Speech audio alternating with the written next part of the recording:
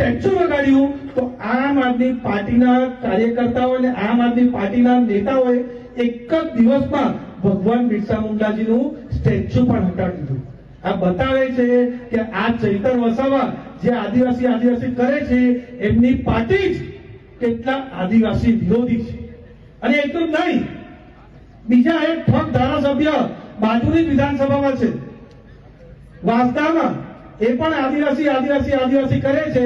એમણે પણ જ્યારે રાષ્ટ્રપતિની ચૂંટણી હતી ત્યારે આદિવાસી રાષ્ટ્રપતિના વિરુદ્ધ વોટ કરવાનું કામ આ વાંસદાના ઠગ ધારાસભ્યએ ત્યારે એમણે કર્યું હતું.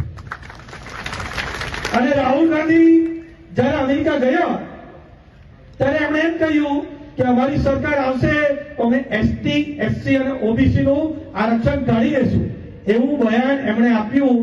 આ મેં 4 વાર લલકાર આપી કે ભાઈ તું બહુ આદિવાસી કરે છે તો એક વાર તો તારા રાહુલ ગાંધી વિરુદ્ધ બોલીને બતાવ કે કોઈની પણ સરકાર આવે પણ આદિવાસી સમાજનું આરક્ષણ નહીં લેશે. એમણે એક પણ વાર હિંમત નહીં કરી. એ પણ બતાવે છે કે એ ભાઈ પણ કોંગ્રેસના પાર્ટીના પોપટ છે. જેટલું કોંગ્રેસ બોલે એટલું જ કરે. અને હમણાં પૂરી તૈયારી કરે છે કે વાસ્તવમાં જે રીતનો માહોલ બન્યા છે 100% ભારતીય જનતા પાર્ટી જીતવાની છે. અને એમની પાર્ટી પણ એમને કોઈ ગણતી નથી, એટલે આમ આદમી પાર્ટીમાં કુદાકડો મારવાની પૂરી તૈયારી આ વાંસદાના ઠગ ધારાસભ્ય પણ કરી રહ્યા છે.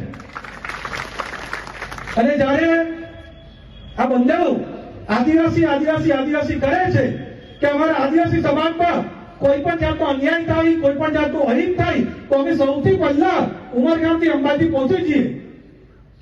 ત્યારે દાભેલની અંદર આપણા આદિવાસી સમાજના યુવકની હત્યા થઈ.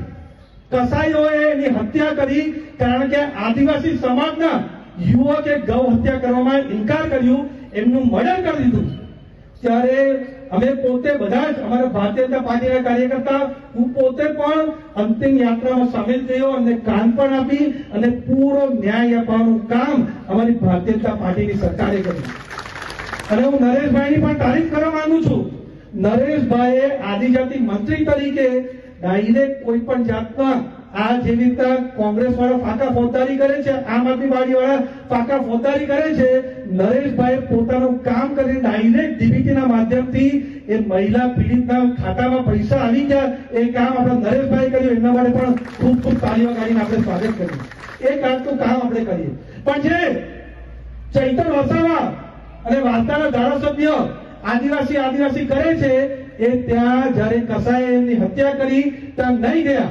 10 દિવસ 15 દિવસ પછી પ્રેશર આવ્યું ત્યારે એ ગયા અને ત્યારે પણ કસાઈ વિરુદ્ધ એક પણ શબ્દ બોલવાની હિંમત નહીં કર્યું. ફક્ત માથા ભારે શબ્દ એટલું બોલી જતા રહ્યા. અને વાર્તાના ધારાસભ્ય તો અહીંયાથી ઉમરગામ કઈ થાય તો પણ જતા રહે, ઝારખંડ થાય તો પણ જતા રહે, પણ નવસારી જિલ્લાની અંદર હત્યા થઈ તો પણ ત્યાં ગયાની. એ બતાવે છે કે આદિવાસી વિરોધી કોણ છે અને આદિવાસી સમાજ સાથે કોણ છે. તમને આજે આદિવાસી સમાજના